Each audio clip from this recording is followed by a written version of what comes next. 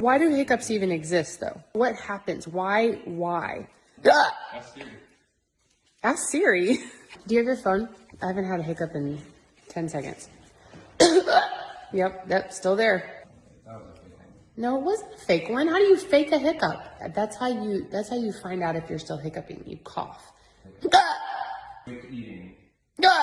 Quick eating? That's the one reason. I haven't eaten anything today.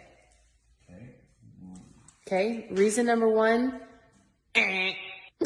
Overeating. Overeating, again, ooh, it scared me. Haven't eaten today. Carbonated drinks or alcohol. Have not really had anything to drink but water. Chewing gum. I have not chewed any gum. Sudden changes in temperature. Sitting in the same house, and unless you turn the AC on. Stress. Stress causes hiccups? Now that could be it. Nervous system disorders.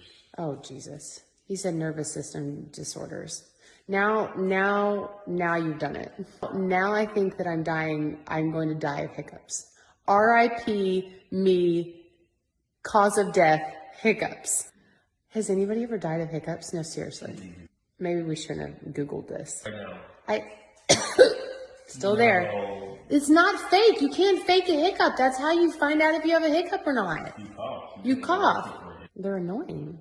Sure. Like a sneeze feels good, a yawn feels good.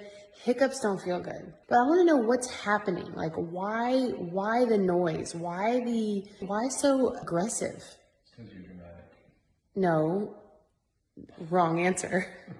He just said that my hiccups are aggressive because I'm dramatic. That's not true. I'm not dramatic at all. I want to know what's happening. Like, hey Siri, what are hiccups? Can you help me with that? Forget Siri. You guys tell me what's happening. I'll just ask the people.